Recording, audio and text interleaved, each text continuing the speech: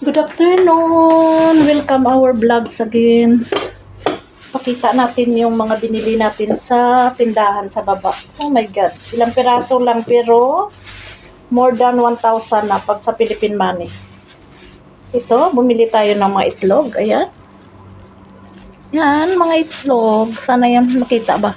Ayan. Yan. Tapos, bumili tayo chicheria para may kakainin tayo. Itong juice. Bumili din tayo. Saka saging. Wait. Bumili din tayo ng saging. Ayan. Tapos bumili tayo ng gulay. Ayan, gulay na ano tawag to? Alugbati ba? Spinach. Ayan, para bukas natin na na ulam. Bumili din tayo ng kangkong para sa ngayon. Magsigang tayo ng ng hipon. Tapos ano ba to?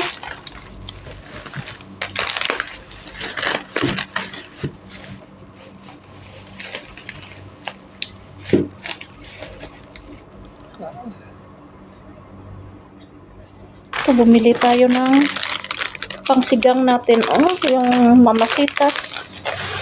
Okay, para sa kusina ito.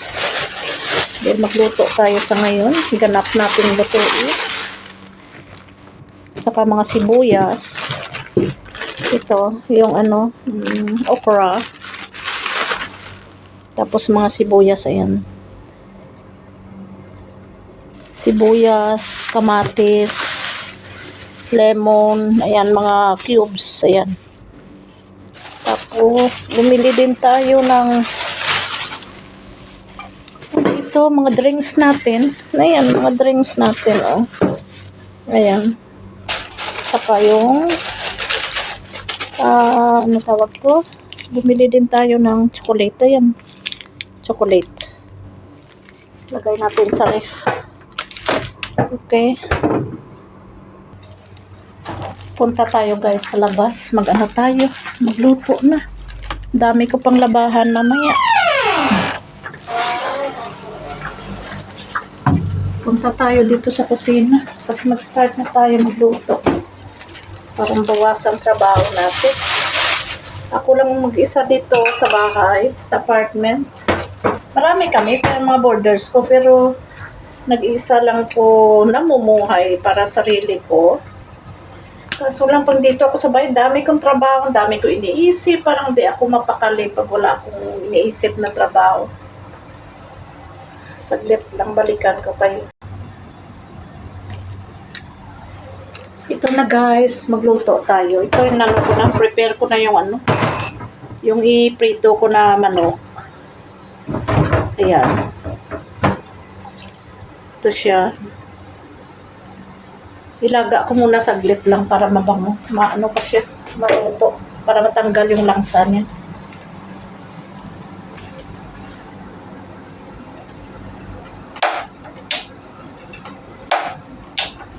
Bakit ayaw?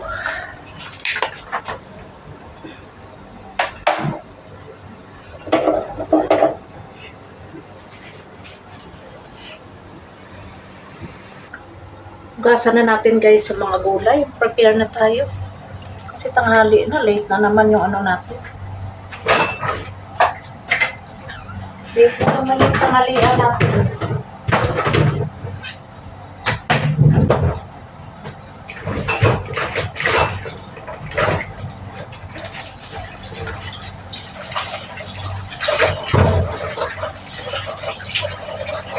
Pati ukra dito, mahal. Grabe. Ilang piraso lang itong ukra.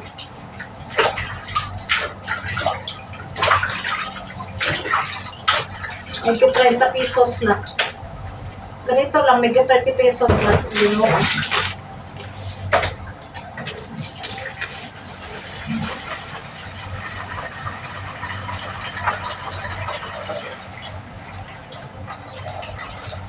Nakaready na rin yung hipon natin, isigang. Yan. Kunti lang naman, ako lang mag-isa. Prepare muna natin lahat.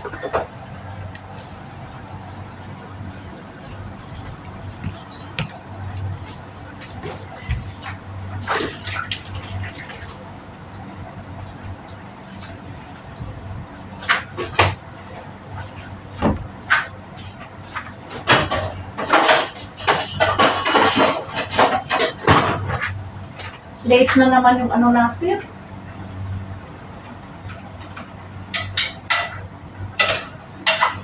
Tanghalian natin, late na naman.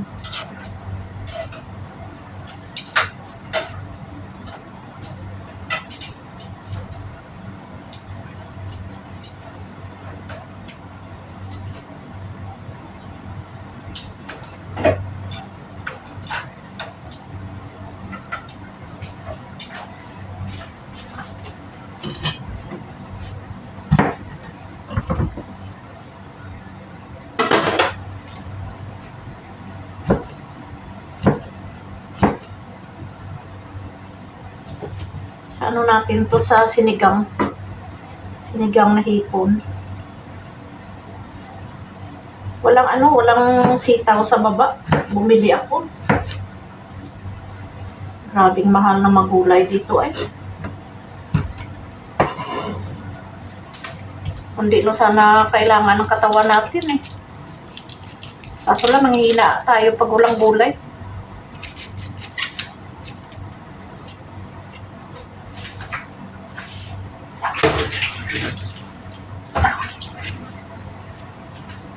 Lalo na kung may school, hindi ako makaluto-luto agad. Puro tuyo, ibig ko sabihin, hindi tuyo na, isda.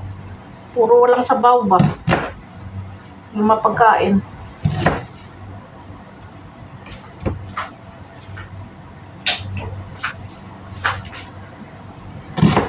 Kung hipon man, isang hag ko lang. Kasi hindi na ako hindi na ako nagbabaon ng kanin doon sa school dahil binawal na yung mga isda, mga prito, mga hipon, yung kasi bago ng school namin ngayon.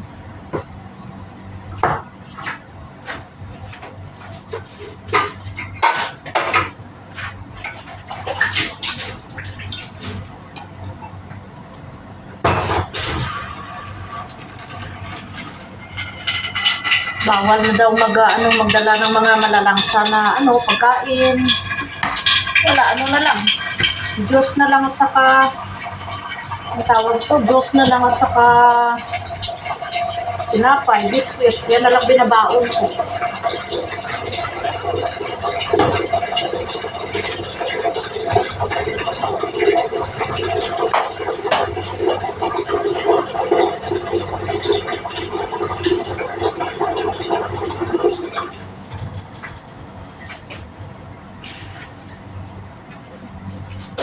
Sabay-sabay na lang natin to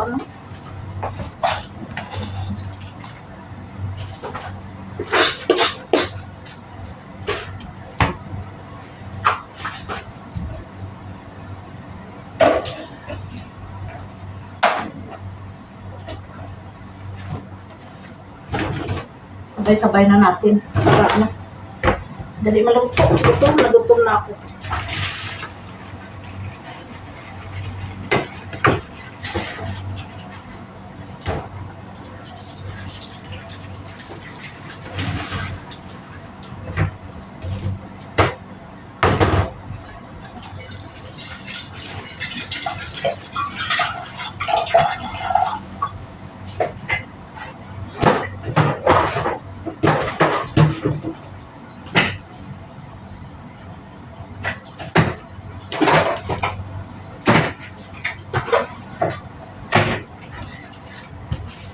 Tuwain na natin itong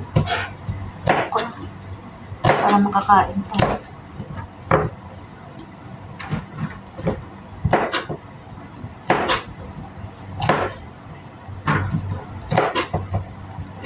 Pati okra parang tigas.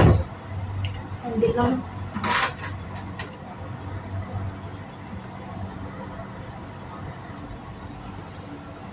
Oh, ang ganda ng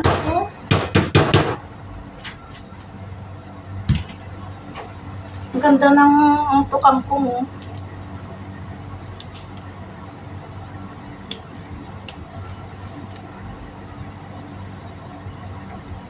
Sarap talaga pag may sabaw araw-araw.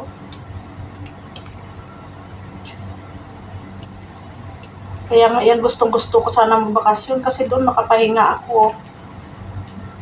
Yung mga pamangkin ko nagluluto, si ate Ilin. Doon na ako makapahinga.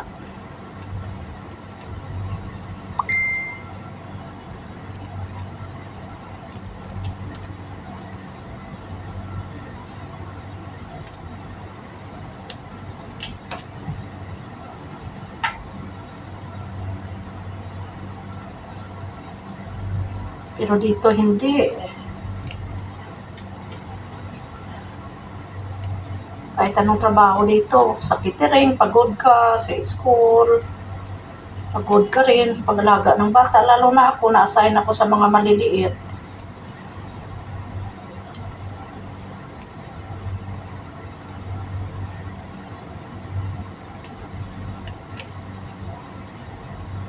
Kaya gusto ko talaga araw-araw may sabaw. Kahit anong gulay lang sana ba, kaso lang nakakapagod.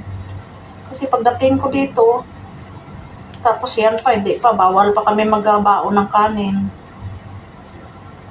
Kasi nga, iniiwas nila yung maamoy sa school dahil bago ngayon eskwelahan. Hanggang 3rd floor. Oh my God. Hindi katulad noon, yung luma naming school. Private kasi itong school namin. Tapos ito pa, pag uwi ko dito sa bahay, siyempre, alas 4 pa lang gising na mag-prepare ng pagkain, ng almusal ko, maligo. Kailangan 5:30 nandun ka na sa kalsada kasi darating yung yung school service. Kasi pag wala ka doon, iwanan ka naman ng driver. Dahil may tupak yung driver namin. Ibang lahi.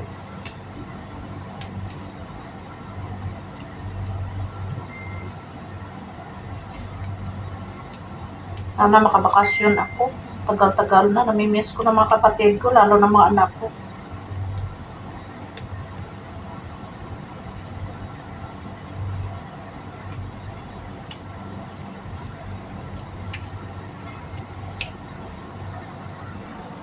Ilagay na natin yung okra. Ilagay natin yung okra sa natin.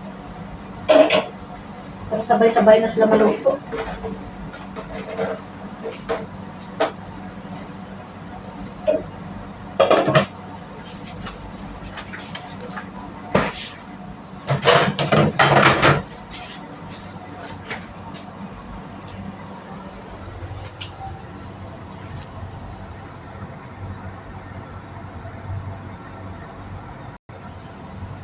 Mag-prepare tayo ng yung flour natin. Hindi ko na isawsaw sa itlog. Dito na lang sa flour para maano siya. Hindi siya didikit ba?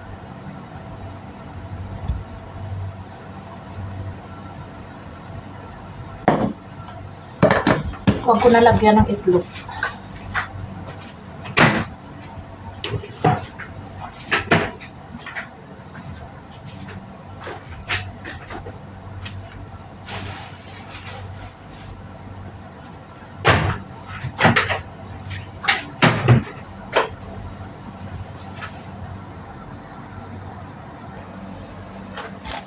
Timpla na natin, lagyan natin ng ng mamasitas.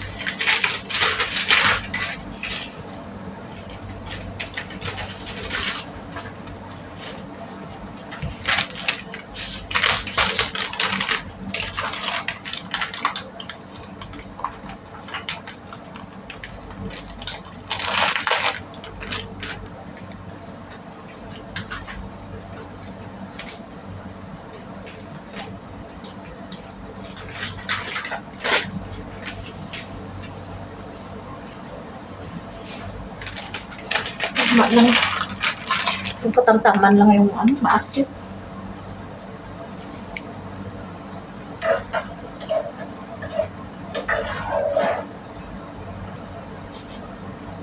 Kailangan natin kung tama lang.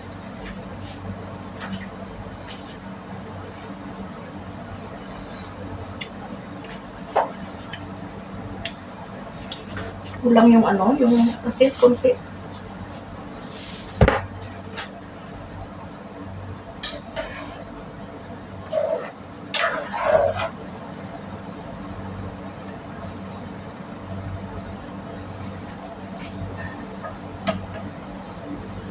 Ito na yung tama na yan.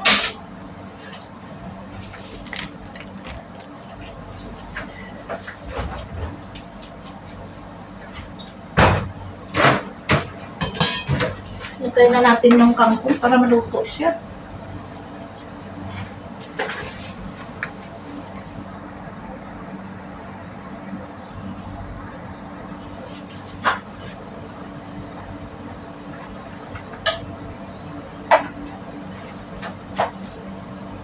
na nilagay ko ng kangkong. Hindi ko kayo dinala kasi mahirap magbitbit ng magdala ng kamera habang nagluluto. Ayan na siya. Sinigang na kangkong. Sinigang na kangkong na hipo na may kangkong at saka okra. Yan lang. Walang tawag to? Yung sitaw. Yan lang siya.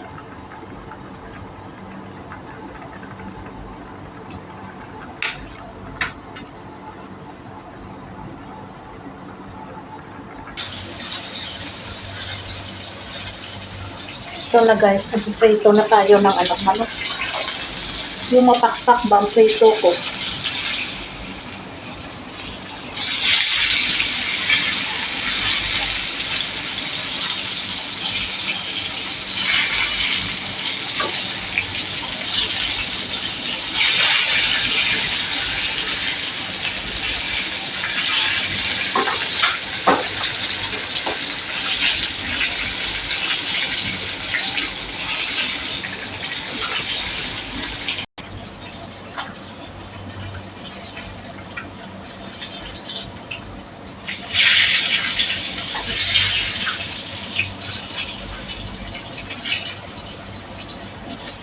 Yan siya.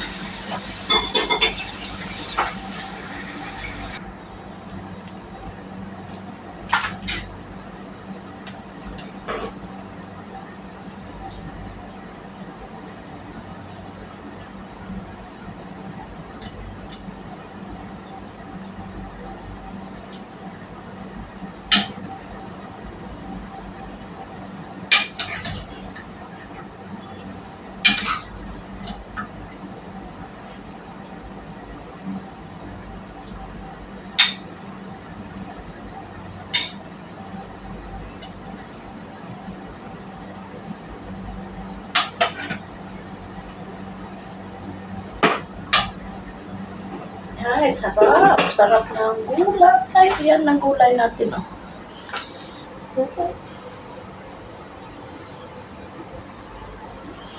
Kain tayo. Prepare tayo punta sa kwarto na naman. Ito na po, guys, mga kababayan. Kakain na tayo. Kain na po tayo. Papasok tayo sa kwarto. Kasi natutulog pa mga borders ko, ha? Haggard ako ngayon. Ito na po. Yung ganap natin. Sorry. Yan na yung pagkain natin ngayon. Ayan na. Yan na siya.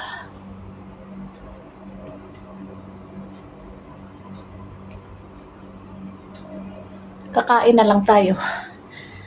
Okay. Thank you guys. Thank you for watching my videos. Thank you, kababayan. Thank you so much. I hope so. I hope. Please help me. Don't forget to subscribe, comment, and share my videos. Thank you. Haggard talaga ako. Thank you so much. Be humble. Thank you. Thank you so much. Bye, guys.